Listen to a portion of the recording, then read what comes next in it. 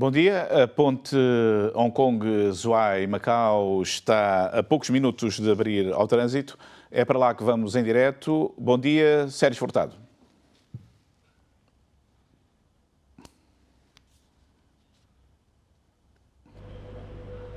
Estamos precisamente a poucos segundos do início da abertura desta ponte que faz o triângulo entre Zhuhai, Hong Kong e Macau. Estamos precisamente no terminal de Macau, onde os passageiros que vão fazer esta travessia já se vão alinhando lá fora. São algumas dezenas de pessoas que já se encontram à entrada deste terminal. Atrás de mim está uma das passagens para a entrada nesta ponte, que, reavivando aqui um pouco os dados, é uma travessia de 55 km, que conta ainda com um túnel submerso, que é também o maior túnel submerso do mundo, rodoviário, com 7 km de comprimento.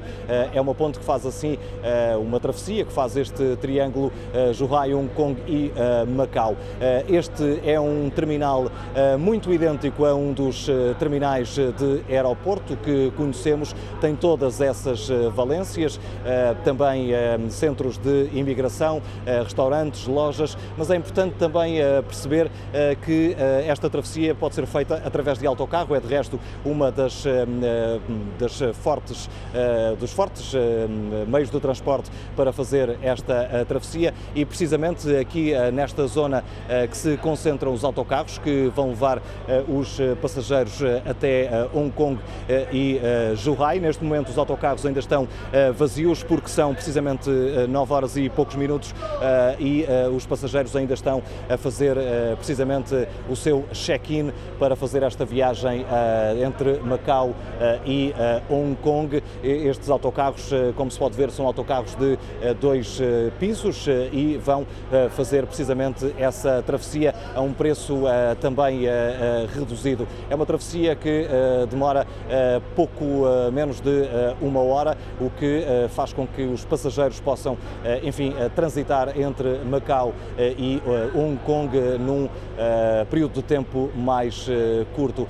Durante as estimativas de passageiros para esta travessia, as autoridades esperam que quando a ponte estiver em pleno funcionamento, não agora, mais tarde, cerca de 170 mil pessoas possam fazer esta travessia todos os dias. Há também algumas particularidades relativamente a esta ponte que vale a pena referir. São vários os tabuleiros que têm torres suspensas.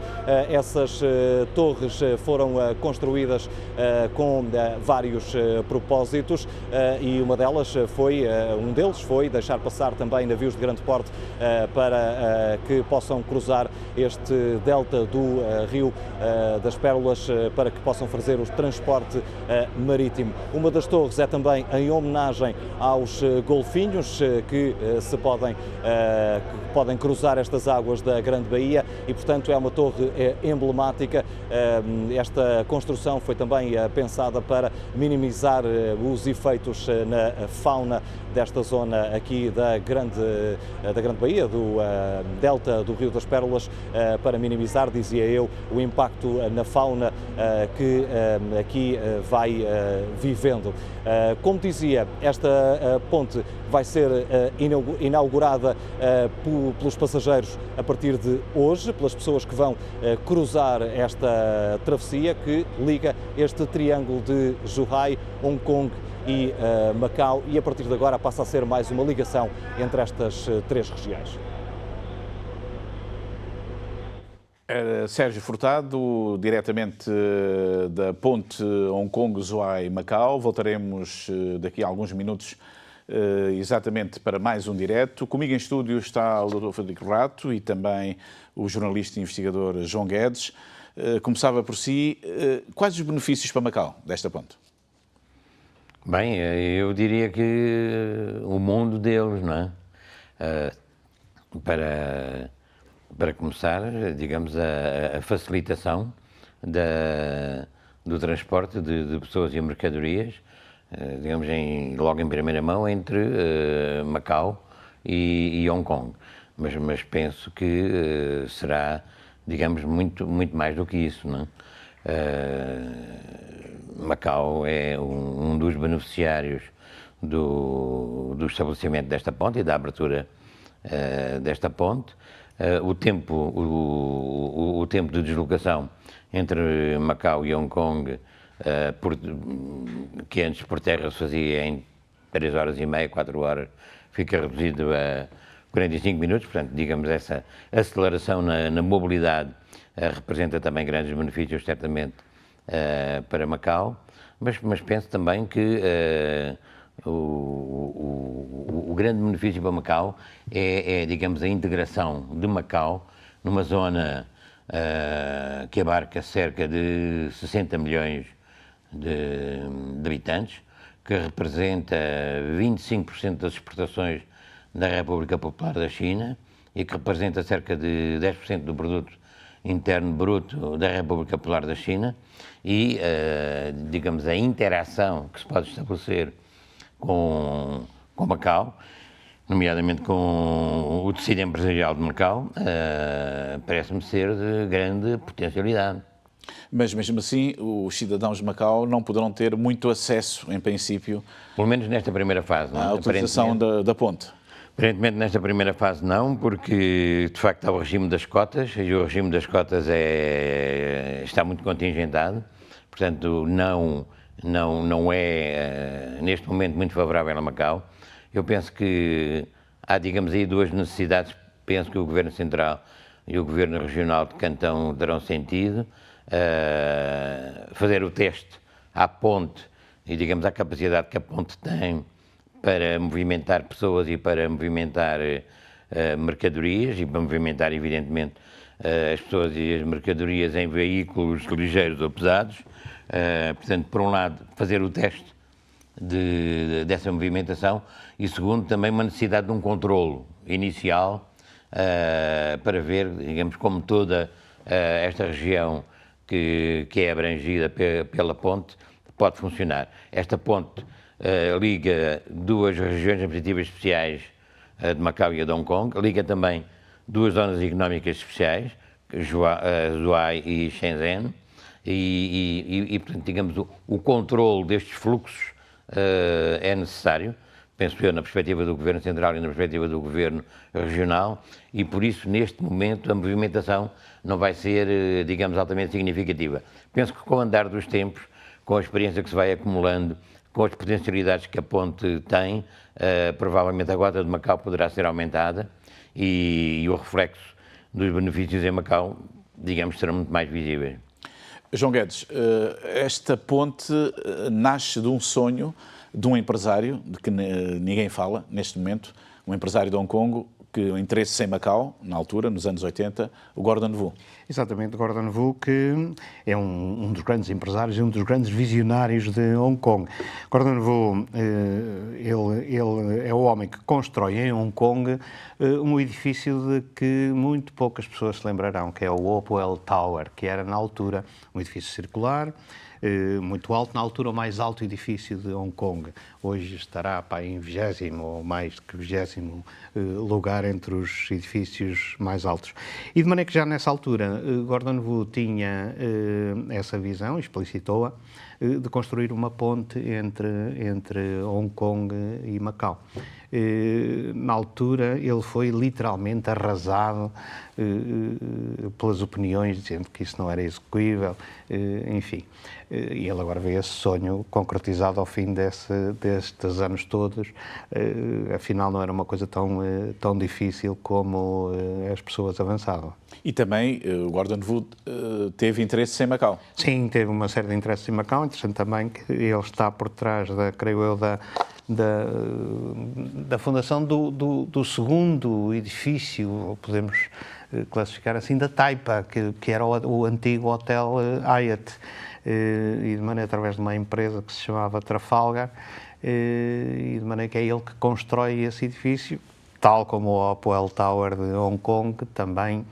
Hoje esse edifício, enfim, está ali com os outros à volta muito mais altos e, portanto, já desapareceu das vistas do comum dos cidadãos. Mas tudo isso que o que Gordon Wu visionava nesses tempos, também não era possível por questões políticas, porque não interessava a Hong Kong de forma alguma que houvesse uma ligação, não era bem a Macau, era uma ligação a este lado do Rio das Perlas e portanto, de maneira... Assim, concentrava-se todo o... Estamos a falar dos anos 80. Sim, estamos a falar dos anos 80, exatamente. Concentrava-se tudo do outro lado do Rio das Perlas e, portanto, Hong Kong continuava a ser a porta de entrada para a China e Macau não tinha significado. Mas não era só Macau, era o início das regiões, das zonas económicas especiais e portanto, Shenzhen desenvolveu-se com muito mais facilidade, não é, do que aqui Zhuhai. Não é?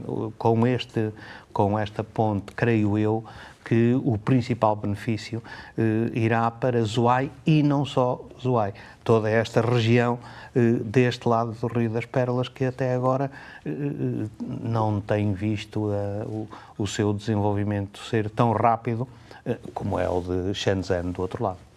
Vamos então agora lançar um olhar sobre o processo de construção da maior ponte do mundo, a maior travessia marítima do mundo, justamente a ponte que foi ontem inaugurada, a ponte Hong Kong-Zhuhai-Macau.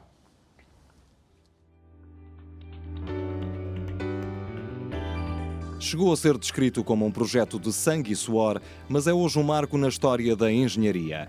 A maior travessia do mundo sobre o mar, assim como o maior túnel rodoviário submerso em todo o planeta. A construção só viria a iniciar-se em 2011 e tornar-se-ia um verdadeiro desafio aos mais variados níveis. O primeiro, a construção em mar aberto, no delta do Rio das Pérolas. Grande parte das estruturas tiveram de ser pré-fabricadas e transportadas por mar para os locais de instalação numa zona permeável a ventos fortes e marés que em nada facilitam os trabalhos de construção. Outro dos desafios está diretamente relacionado com o impacto ambiental que as obras provocam na vida marinha, desta que é uma zona de habitat para os golfinhos brancos. Com os números desta espécie a baixar, os construtores foram obrigados a reduzir ao máximo as movimentações de materiais e máquinas, observados de perto pelos ambientalistas que continuam ainda hoje a manifestar reservas quanto às consequências da megaponte na fauna marinha em redor da ilha de Lantau. Seria, no entanto, outro ambiente a mudar drasticamente quando um relatório de análise ao betão sublinhou discrepâncias nos dados. Chegou mesmo a equacionar-se a possibilidade de ser necessária a demolição e reconstrução de várias secções dos tabuleiros e do próprio túnel. Mas, depois de vários ensaios de robustez do betão, os resultados provaram que, apesar dos dados terem sido adulterados, não havia qualquer perigo estrutural. Ainda assim, foram acusadas 19 pessoas de uso de falsos instrumentos e um elemento do laboratório responsável acabou por ser condenado e cumprir pena. O mesmo aconteceu a outros 2 técnicos de informática por conspiração. As dúvidas sobre a qualidade do projeto regressaram já em 2018, quando vários blocos de cimento que servem de proteção às ilhas artificiais se soltaram e alguns acabaram a vários metros do local onde estavam depositados. Apesar dos alertas e preocupações de vários especialistas sobre o perigo para a segurança dos túneis, a autoridade responsável pela ponte depressa veio garantir que a deriva dos blocos de cimento é intencional, argumentando ainda que a estrutura aguentou firme a fúria do tufão Ato, que no ano passado devastou a região. Os 55 quilómetros de travessia foram também um desafio à segurança daqueles que trabalharam na mega-estrutura. Apesar do governo de Hong Kong apenas admitir a morte de 9 trabalhadores, a União Geral dos Trabalhadores da Construção contabiliza a morte de 10 operários e mais de 600 ficaram feridos durante os trabalhos. As autoridades admitem que, em várias situações, a segurança daqueles que ajudaram a erguer a maior estrutura do mundo sobre o mar não foi acautelada. 12 empresas acabaram multadas. Entre atrasos e derrapagens nas contas, a ponte Hong Kong-Zhuhai-Macau acabou por somar um custo total de 130 mil milhões de yuan, com a Macau a contribuir com mais de 2,5 mil milhões. Os 55 km de travessia, incluindo o túnel subaquático de 7 km, abrem ao tráfego 2 anos depois do previsto. Reduz o tempo de viagem entre as 3 cidades da Grande Baía de mais de 1 hora para apenas 30 minutos. Quando estiver em pleno funcionamento, espera-se que mais de 170 mil pessoas utilizem diariamente esta ligação. A informação que estou a receber é de que os primeiros autocarros estão quase a partir rumo a Hong Kong. Voltamos à ponte, Hong Kong, Zhuhai, Macau. Sérgio Furtado.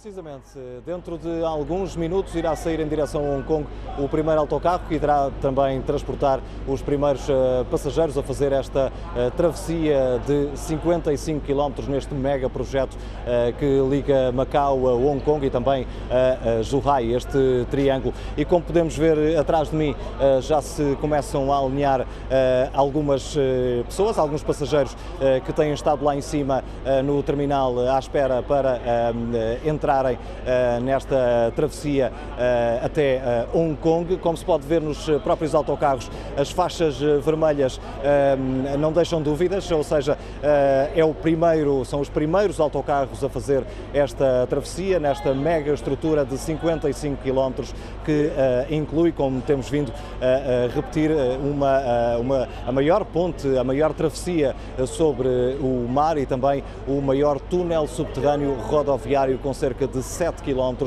que faz a ligação entre as duas ilhas desta travessia que depois vão ligar Macau a Hong Kong e também a outra ligação a Zhuhai. Faltam poucos minutos para estes autocarros partirem, de resto são autocarros de 2 pisos, portanto com uma capacidade superior a 150 pessoas e é precisamente esse o número de pessoas que têm estado aqui a chegar a este terminal. Algumas centenas já se perfilavam lá em cima, na entrada do posto fronteiriço, e dentro de alguns minutos estes autocarros para já estão alinhados, segundo consigo contar, 4 autocarros para fazer esta primeira travessia. As pessoas vão chegando rapidamente, percebe-se que tem alguma expectativa para, enfim, fazer esta travessia. É uma novidade, digamos que a inauguração para precisamente as pessoas que podem ser os utilizadores desta travessia, que de acordo com as previsões, como disse há pouco, apontam para que quando estiver em pleno funcionamento possa transportar cerca de 170 mil pessoas por dia, 170 mil passageiros. É uma ponte que de resto vai estar apenas aberta para autocarros e também para veículos que tenham autorização para o fazer, e para isso é preciso uma licença especial, ou seja, não vai ser possível circular por esta travessia no carro particular, a não ser que haja precisamente essa licença especial para fazer a travessia desta ligação entre Macau e Hong Kong e o triângulo para Zhuhai, como é óbvio. É, portanto, com expectativa que se faz este embarque nos autocarros.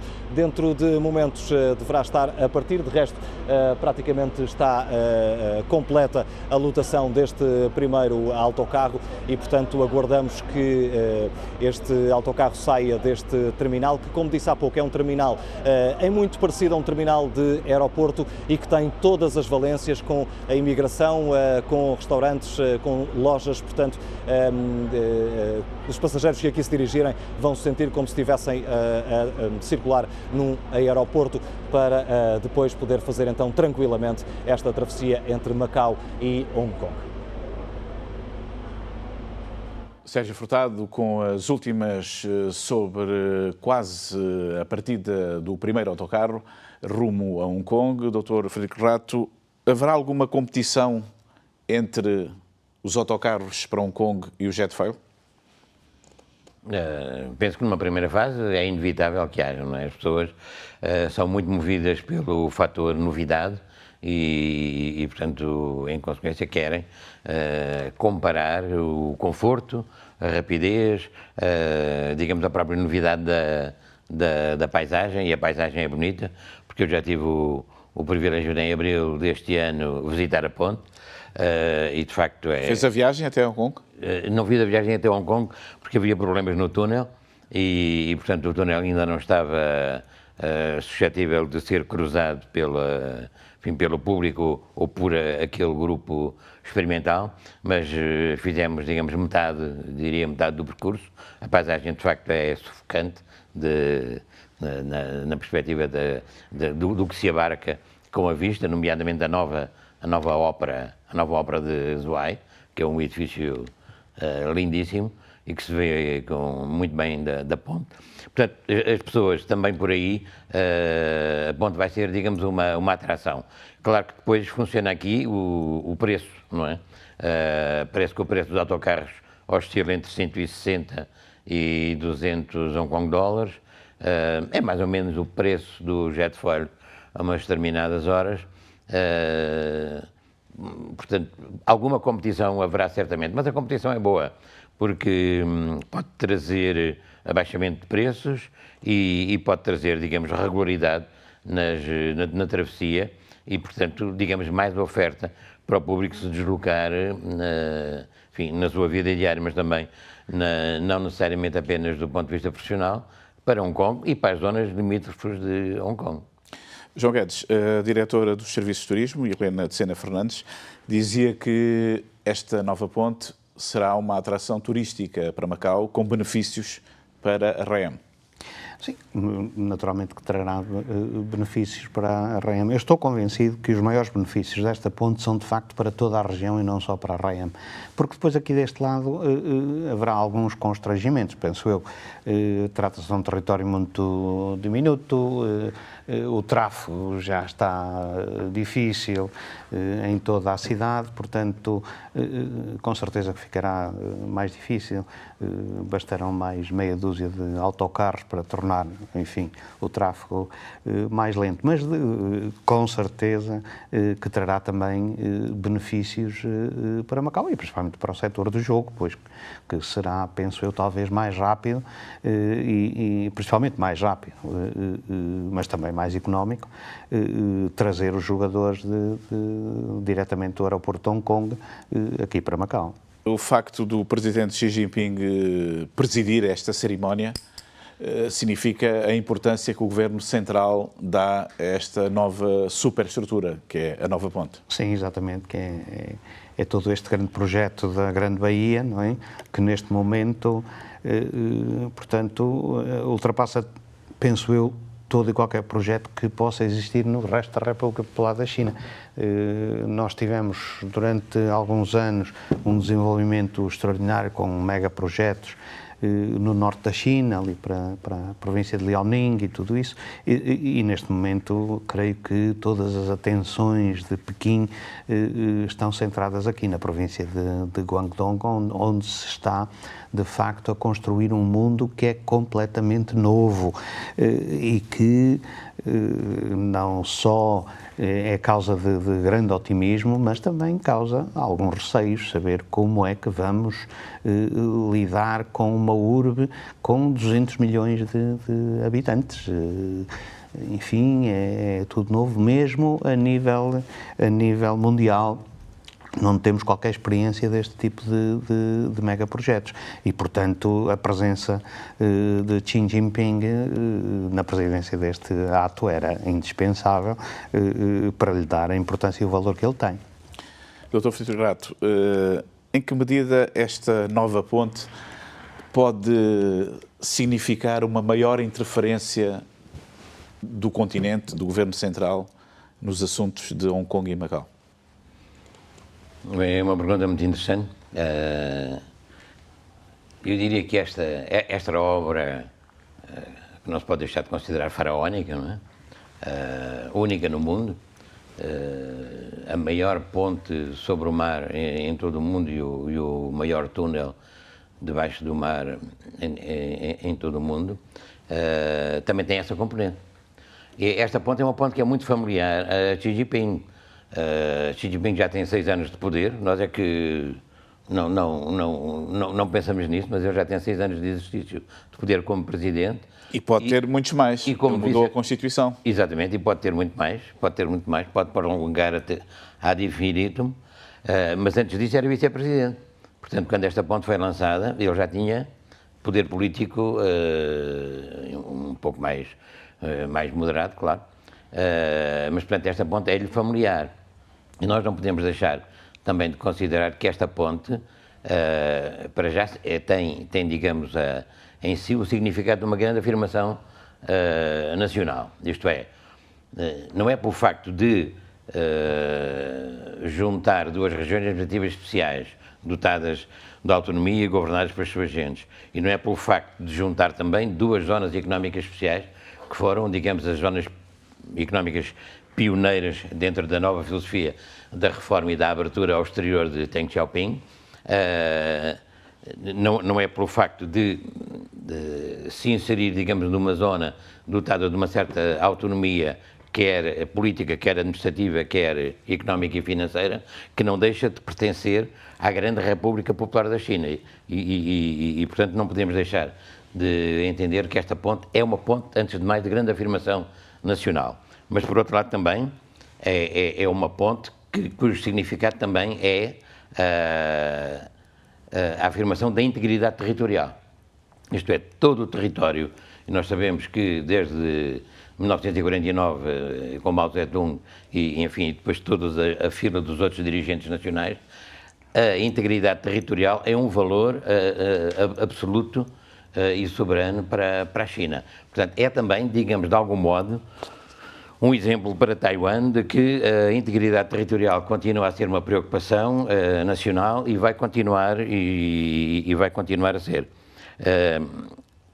Por outro lado, também não podemos deixar de ver aqui espreitar a ideia da unidade nacional, que no fundo é uma sequela, digamos, da integridade territorial e da soberania. É uma afirmação perante Taiwan de que quando a China precisa, quando quer integrar, quando quer dar um sinal de ideia nacional, quer também que Taiwan preste atenção a isso, porque, digamos, em condições normais e em condições de unidade nacional, quantas pontes não haveria já entre a Formosa e a província de Fujian? O que é certo é que não há ponte nenhuma hoje que faça, digamos, essa interligação. Portanto, penso que também esse aspecto temos que reter. Quando fala no controle, evidentemente que esta ponte significa um maior controle do território. Controle, quer do ponto de vista territorial, quer também do ponto de vista militar, mas sobretudo controle de natureza social, económica e financeira por parte, digamos, do poder, quer do poder central, quer do poder regional. Não tenhamos dúvidas sobre esse aspecto. Mas, por exemplo, em Hong Kong, a linha férrea de ligação ao continente, que passa por uma alfândega controlada pelo Governo Central na RAEC, está a suscitar cada vez mais polémica. Pois, vem de facto confirmar, digamos, essa tentação do poder central de interferir de algum modo com o alto grau de autonomia com que as regiões administrativas especiais de Macau e de Hong Kong foram criadas. Esse grau de autonomia não está a sofrer uma certa erosão? Está a sofrer uma certa erosão, está a sofrer um certo desgaste, sem dúvida que está, e o exemplo que deu é um flagrante disso, porque tanto quanto se percebeu das afirmações dos dirigentes nacionais e dos dirigentes provinciais, a jurisdição sobre o terminal ferroviário em pleno território da região administrativa especial de Hong Kong vai ser chinesa, não vai ser das autoridades nem de segurança nem alfandegárias de Hong Kong, o que de algum modo é uma intrusão do poder central num poder autonómico, enfim, de que Hong Kong e Macau era suposto disporem, não é? Vamos então voltar à inauguração da ponte, ontem, pelo presidente Xi Jinping. Foram 9 anos de espera e muito secretismo, mas a fita foi finalmente cortada.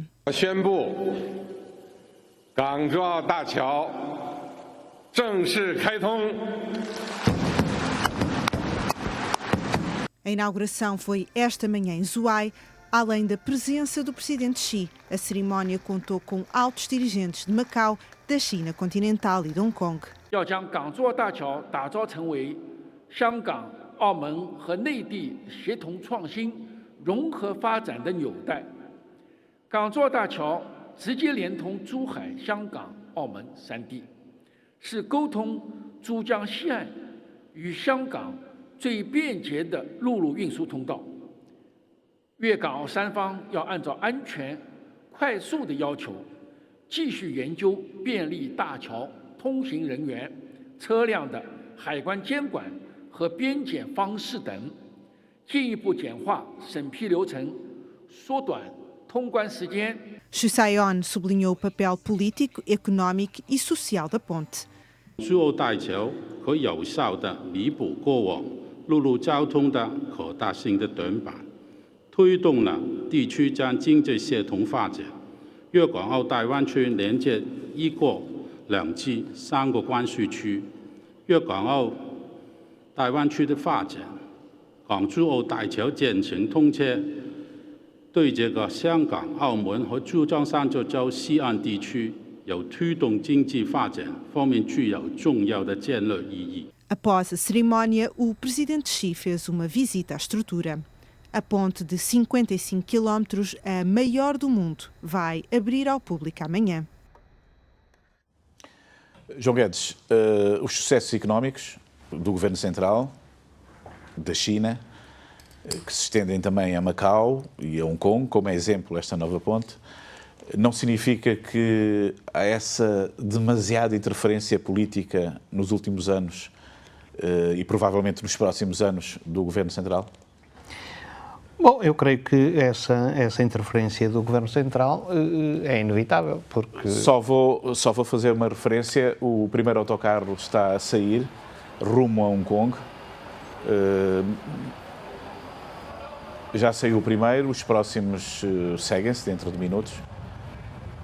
É a nova ponte Hong Kong, Zhuhai, Macau, mas João Guedes continua com o teu raciocínio.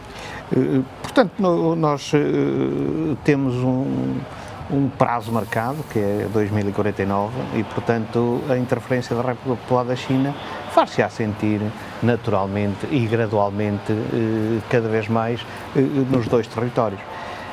Mas não deveria ser mais tarde? Penso que não. Penso que a meta é uma meta fixa. O que acontece, e eu creio que temos que voltar à história, é que Macau e Hong Kong tiveram percursos historicamente diferentes, marcadamente diferentes, embora as pessoas pensem que haja um paralelo muito grande entre os dois. Mas e para mim há uma fronteira importantíssima, que é os anos de 1966-67, quando a China resolve erradicar de Hong Kong e de Macau a presença e a influência de Taiwan e americana através de Taiwan. Em Macau dá-se o 1, 2, 3 e isso portanto, resulta num triunfo para a China. Em Hong Kong dá-se os acontecimentos de 1967, logo no ano seguinte, mas de facto aí quem ganha é claramente a Inglaterra, e de maneira que desde aí se mantém uma pressão autonomista muito mais forte em Hong Kong, devido à presença institucional de Taiwan, nomeadamente, enquanto que aqui em Macau pode dizer-se que no fundo houve uma integração, até enfim formalmente. Macau deixou de ser uma colónia, passou a ser uma região administrada apenas por Portugal. Portanto, sente-se mais em Hong Kong porque as forças autonomistas de Hong Kong estão muito mais vivas, muito mais atuantes. Em Macau não, há um adormecimento natural também pelo tamanho, pela dimensão geográfica de Macau, que é muito mais pequena e, portanto, muito mais vulnerável a qualquer pressão que venha do outro lado da fronteira. Mas não há uma certa pressão do Governo Central para acelerar essa maior integração de Macau e Hong Kong na China? Sim, isso dá a sensação que sim, portanto... E isto não tem a ver diretamente com o facto de ter sido mudada a Constituição para o presidente Xi Jinping continuar mais tempo no poder? Bom, eu tenho a impressão que é pelo facto de ser o próprio Xi Jinping a liderar a República Popular da China. E, portanto, a sua personalidade interfere mais ainda quando se fazem essas alterações constitucionais e, portanto, as fações, as correntes que estão com ele tomam o upper hand e claro, naturalmente que ele é um homem que me parece ser muito mais centralizador, que se opõe claramente a estas tentativas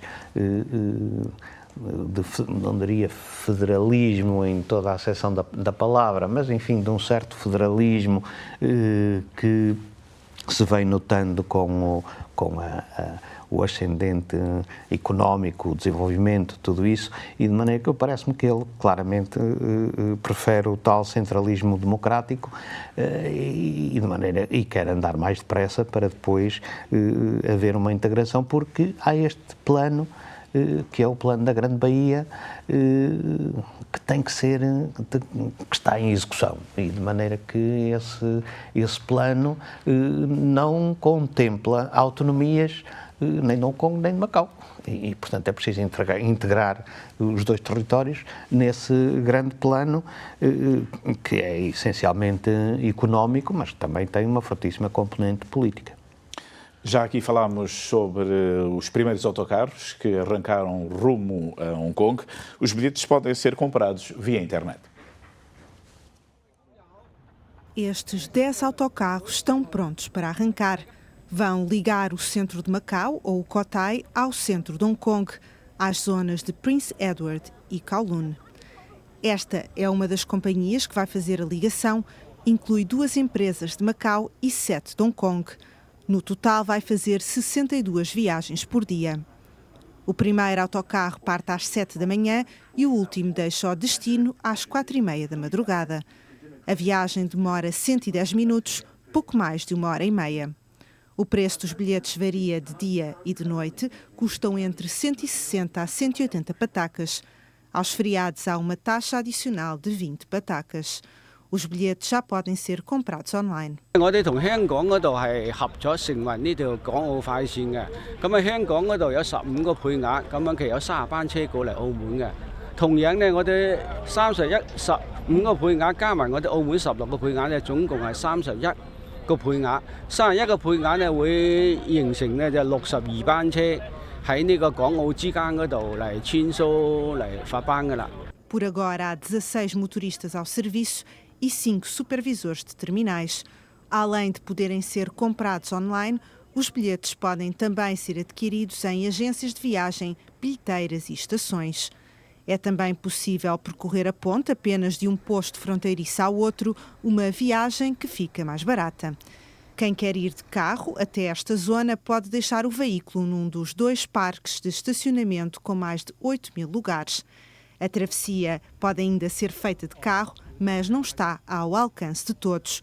Macau tem direito apenas a 600 cotas. A atribuição depende da existência de uma relação de trabalho com Hong Kong. As licenças custam 30.000 patacas e a maioria tem validade de 1 ano. Dr. Frederico Rato, esta nova mega estrutura, esta nova ponte, acontece numa altura de abrandamento do crescimento da economia da China e no meio da guerra comercial com os Estados Unidos. Sim, é um facto. Penso que não há causalidade, não é? Não há causalidade. A ponte deveria estar terminada há 2 anos atrás, está terminada agora. Há 2 anos atrás, de facto, o Trump tinha ganho as eleições, mas ainda não sabia bem qual seria, digamos, a sua prática política e finalmente percebeu-se que a sua prática política passava pela confrontação e, portanto, pelo enfrentamento direto da República Popular da China, nomeadamente no que toca, digamos, às trocas comerciais. Eu penso que essa guerra vai continuar, não é? Quem vai ganhar esta guerra? É uma guerra sem quartel. Quem vai ganhar esta guerra?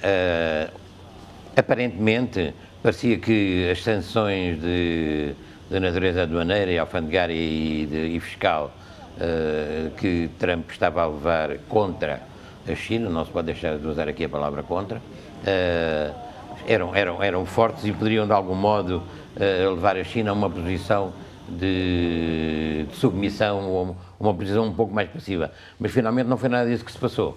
Isto é, a China retaliou e continua a retaliar, e pode retaliar ainda mais, nomeadamente com os mecanismos relativamente à sua própria moeda, que até à data ainda não utilizou. O que é certo é que eu diria que neste momento as coisas estão equilibradas porque as sanções são de igual peso. Portanto, os contendores estão no ringue de boxe, desferem golpes pesados um contra o outro, mas ainda não se divisa quem vai ser o vencedor. Provavelmente não vai haver vencedor. Provavelmente vai prevalecer o bom senso, digamos, e o interesse. Portanto, o interesse material, o interesse das trocas comerciais, o interesse financeiro. Mas o presidente Xi Jinping surge, em termos internacionais, a nível mundial, como o campeão da globalização, enquanto que Donald Trump prefere, de facto, o proteccionismo. É curioso porque há 30 anos era justamente ao contrário, não é?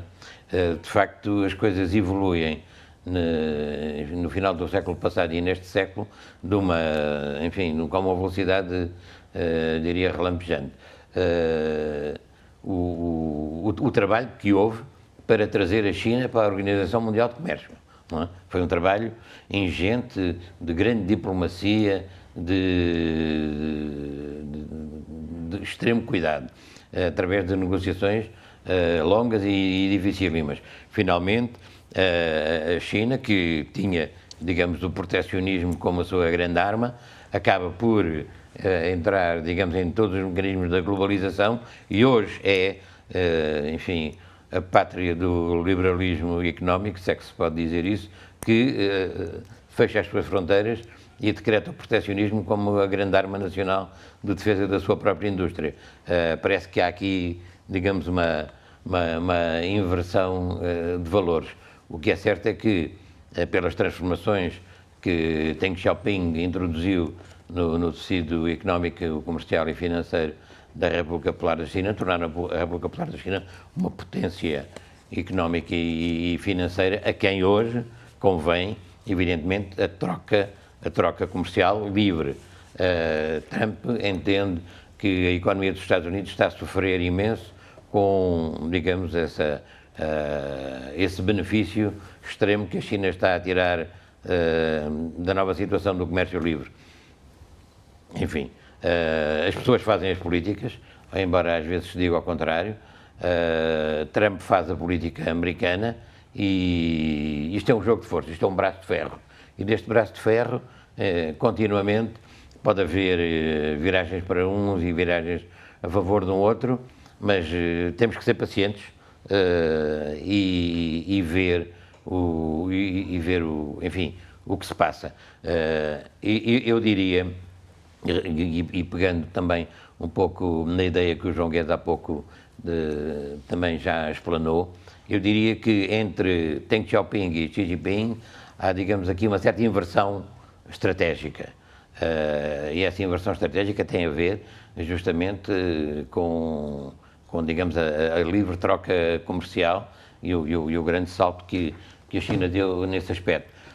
Enquanto que no pensamento de Deng Xiaoping se poderia divisar, quando ele introduziu o conceito de um país, dois sistemas, o que se percebe é que no pensamento de Deng Xiaoping o primeiro sistema iria ser contaminado pelo segundo sistema e em 2049, digamos, naturalmente, todo o país se tinha reconduzido ao segundo sistema, ao sistema do liberalismo económico e da democracia representativa. O que se está a ver com Xi Jinping é justamente, digamos, essa inversão estratégica em que o pensamento de Deng Xiaoping, do ponto de vista económico, atinge o seu máximo, mas do ponto de vista da abertura política, pelo contrário, começa a fechar e, digamos, é mais arrastado para o centralismo maoísta do que, digamos, para a desconcentração e para a reforma que Deng Xiaoping pretendia e que Zhao Ziyang pretendia também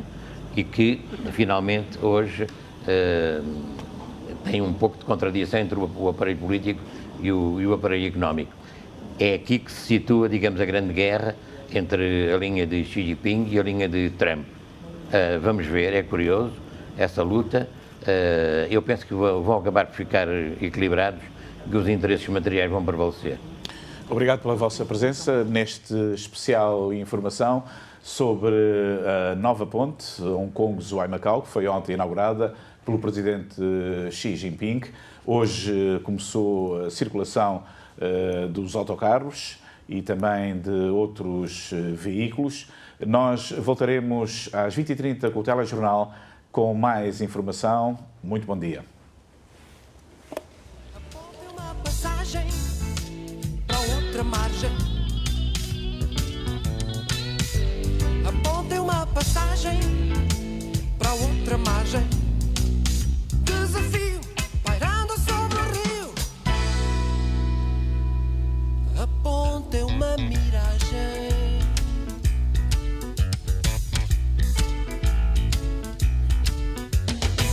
Nas tasquinhas decoradas, curtíssimo chique burguês, comem-se boas dobradas, ostenta-se em